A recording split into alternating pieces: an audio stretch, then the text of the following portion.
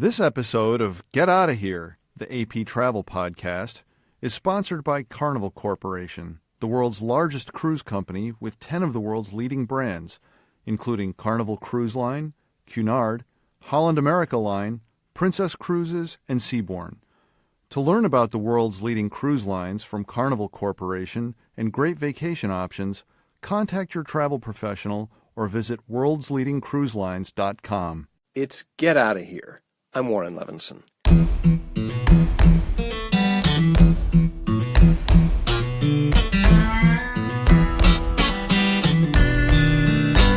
Scorpions.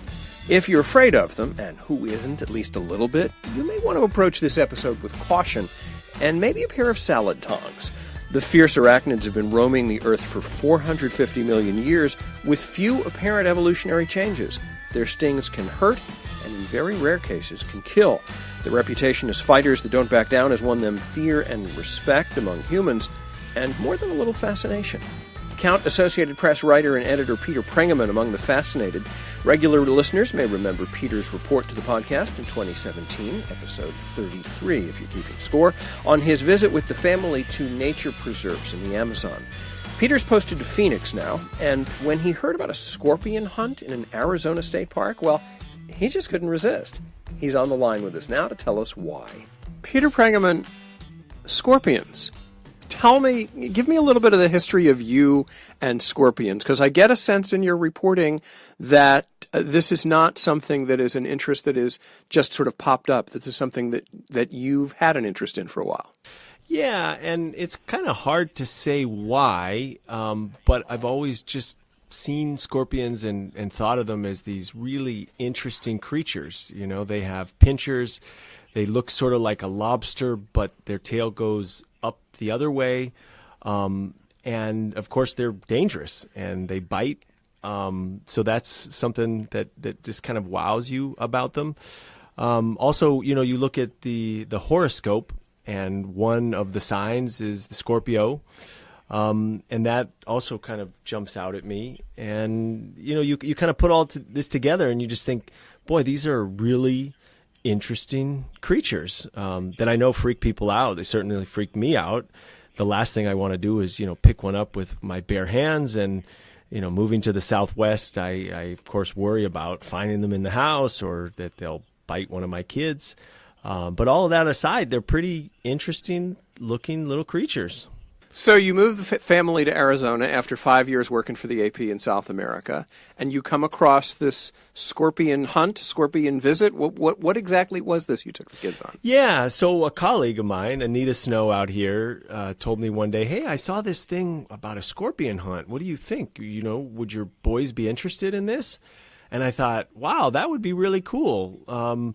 You know, when we lived in Brazil, we went to the Amazon and we saw all kinds of species, and you know, went into the Amazon itself and saw different kinds of fish and piranhas and stuff like that. And my kids really liked it, so I thought, they'll really want to do this. I was surprised when I brought it home to the family, though, and over dinner said, hey, we could do this. I thought there would be sort of an outpouring of, wow, that's so cool.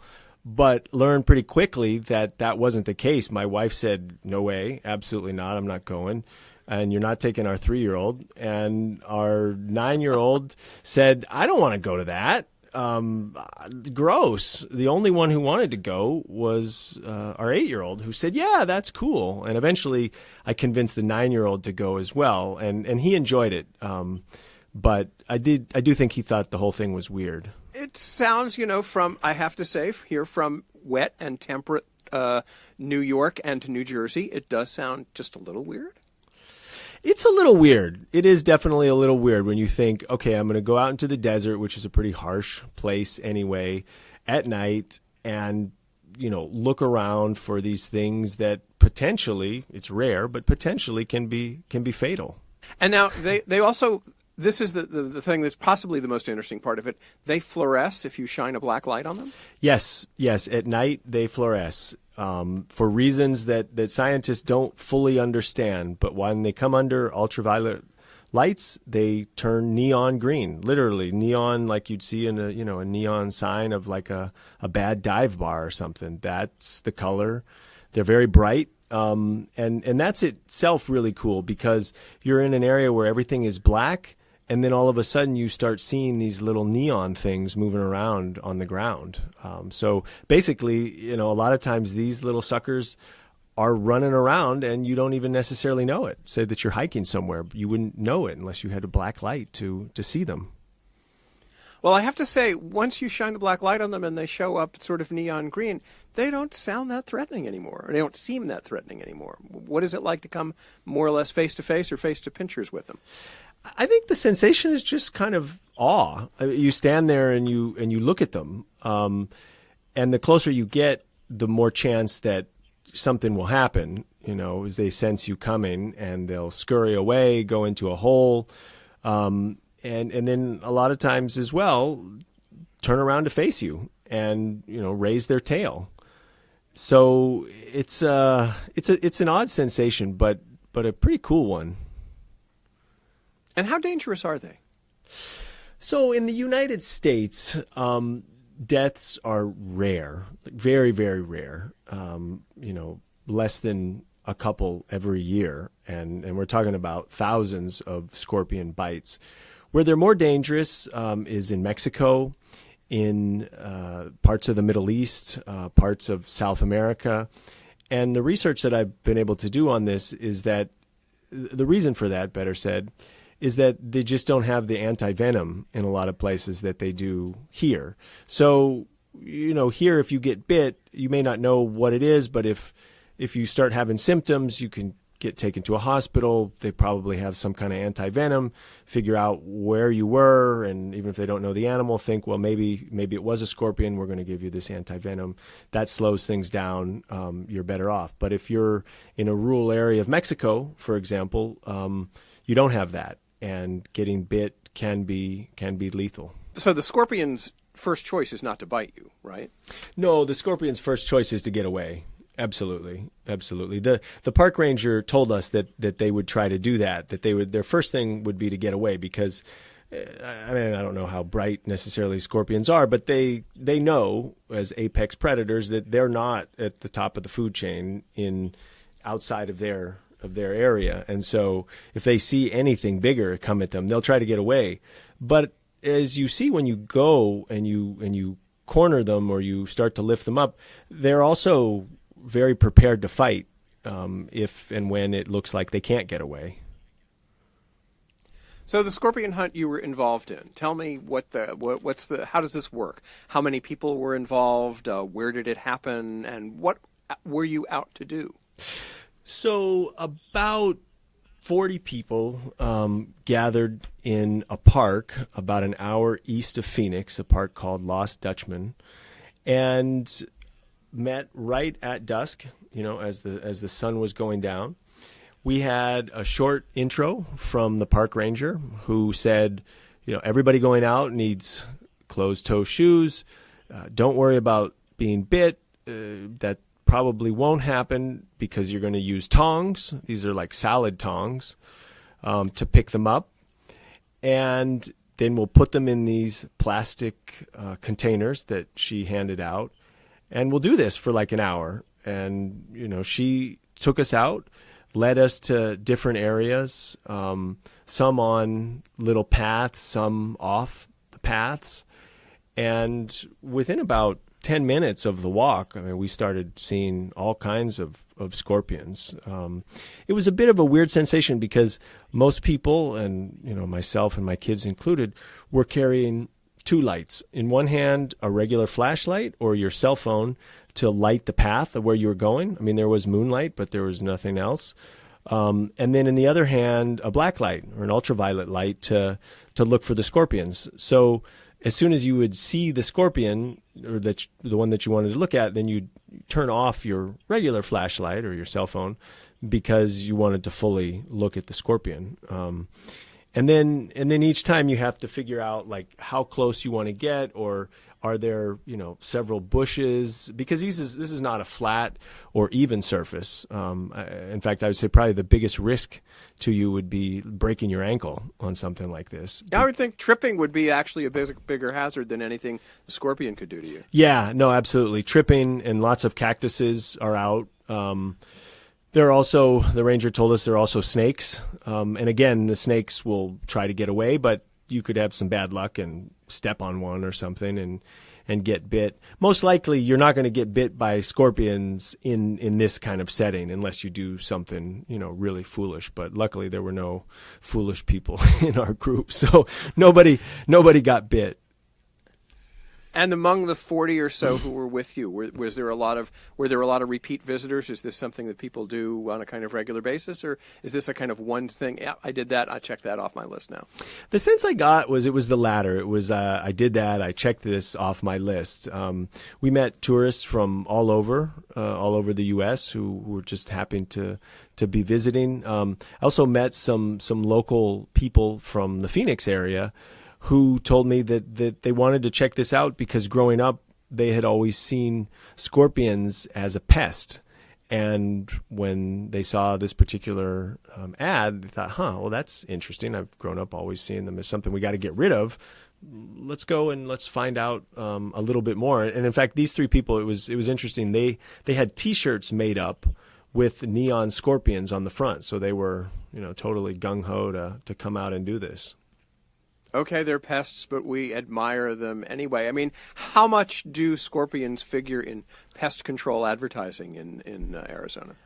A lot. It's incredible. It's you just go to Google and you put in, scorpions pest control, and literally like an endless amount of ads will come up. And these ads are, they should be in an advertising book or something, or in a class, because they obviously really try to take advantage of people's preconceived fears. This one ad said, you don't want to wake up with scorpions in your bed.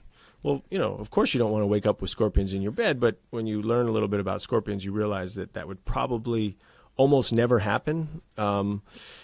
More likely that, you're cleaning out something in a garage, or you put your hand, somewhere that's kind of a dark place where a scorpion happened to be sort of living, maybe something like that, but in your bed.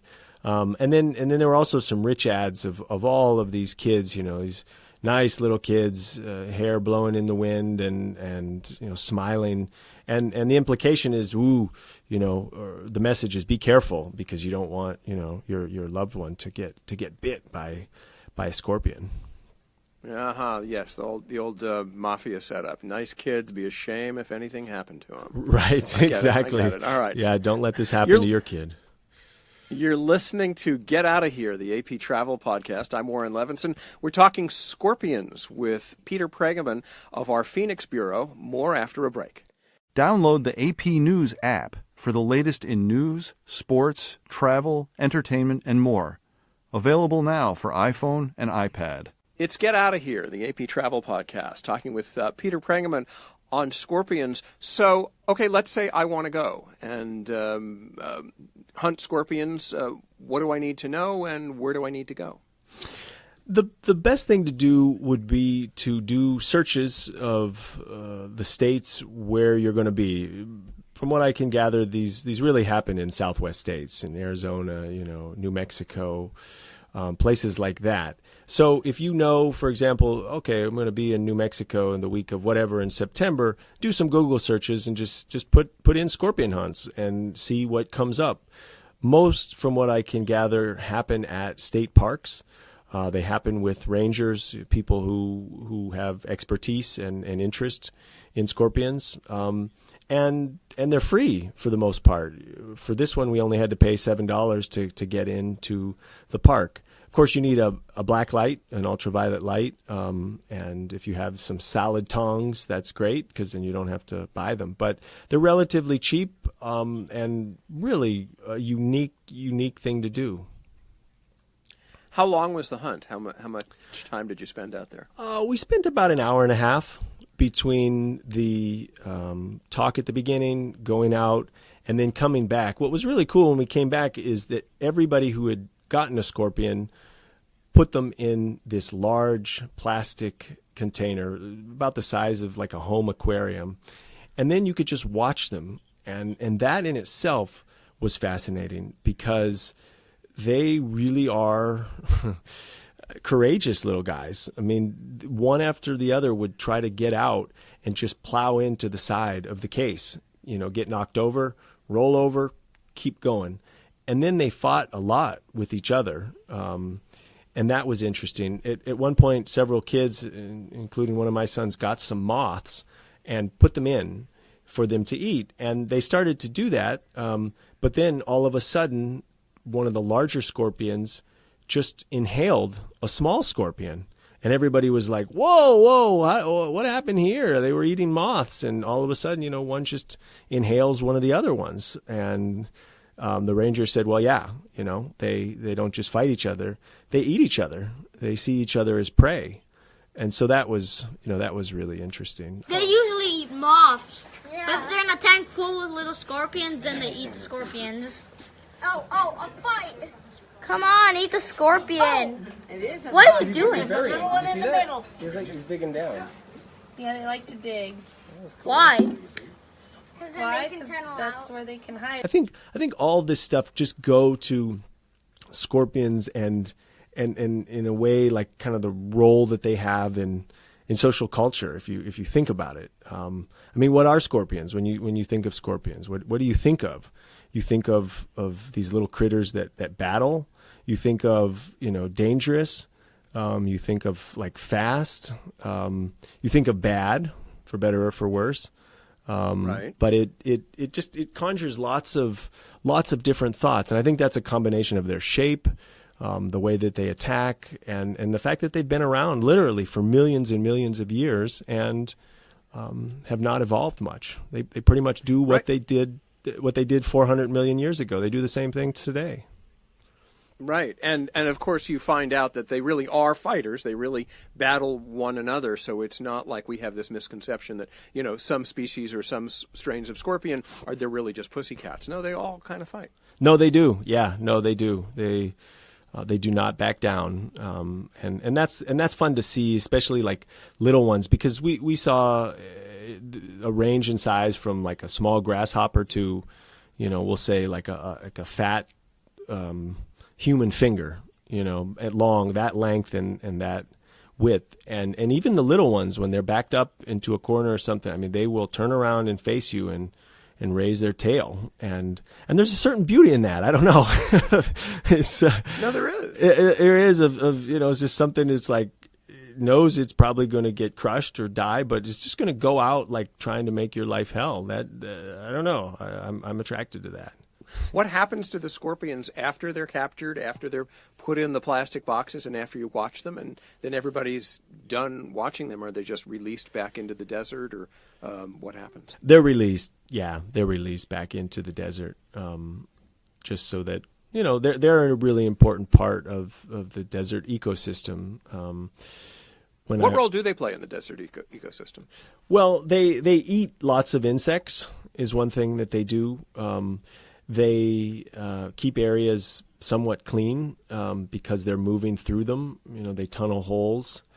And researchers that I talked to, just because I was really interested after this hunt, told me that if there are particular problems in an area, the first place to look is really scorpions, especially if it's a desert. If things seem to be dying off, if colors of the land are changing, a really good place to look first are scorpions, because there's so many of them, there's so many different species, and they're so vibrant and part of the desert landscape. So by looking at their populations and seeing, have they shrunk, or which kind of scorpions are where, you can make conclusions about what is happening in a particular ecosystem.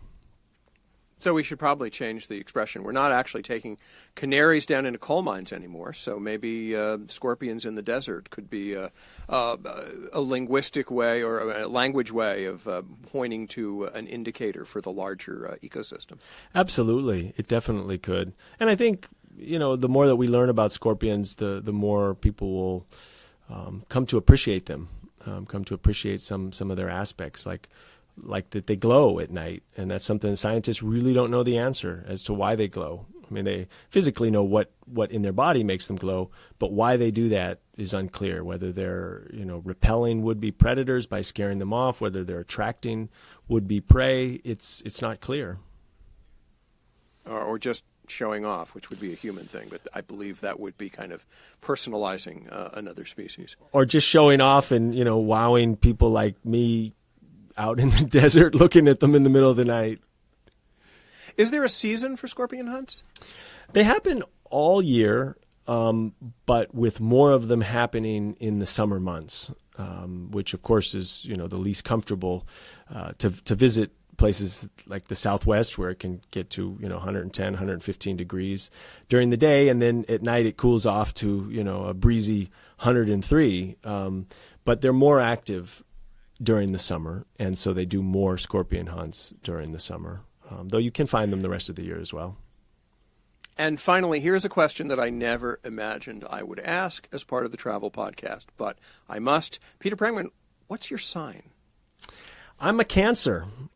Of all. I thought surely it would be a Scorpio. No, but, thinking of friends that I know of Scorpios, and maybe it's projecting a little bit onto them, but they sort of fit those characteristics, that I have in the back of my mind. They have sharp tongues, they go for what they want. They don't back down. At least in my small world, the Scorpios I know are just like the scorpions that I saw in the desert. Peter Prengaman works in the AP's Phoenix Bureau. He's back after 5 years covering us in Brazil and Argentina, and he went looking for scorpions. Thanks a lot for talking with us. Thanks so much. It was fun. Peter Prengaman is the AP's news director for the West. He's based in Phoenix. And now, my favorite trip.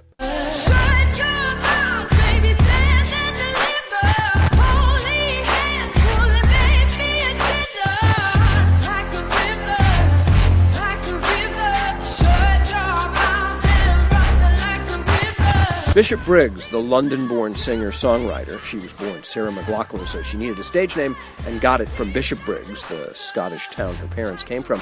Bishop Briggs spent her formative years in Hong Kong.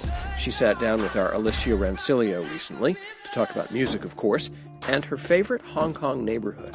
Lang Kwai Fong is very, very fun. It's just basically this open street land with bars and people and clubs, and I just feel like you meet so many people just by walking down the street, which is really, really fun.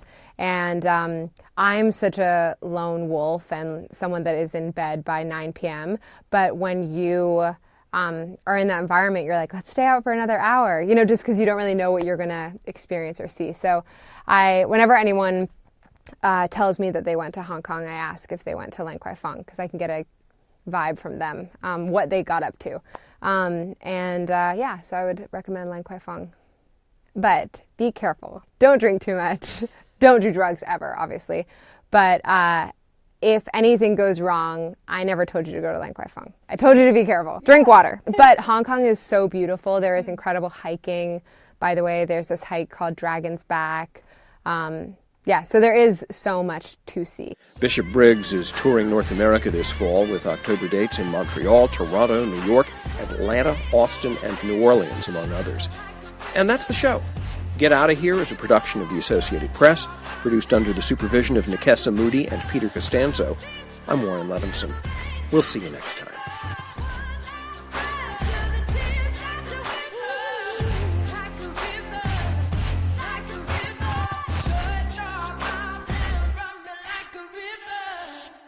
This episode of Get Outta Here, the AP Travel Podcast, was sponsored by Carnival Corporation, the world's largest cruise company with 10 of the world's leading brands, including Carnival Cruise Line, Cunard, Holland America Line, Princess Cruises, and Seabourn.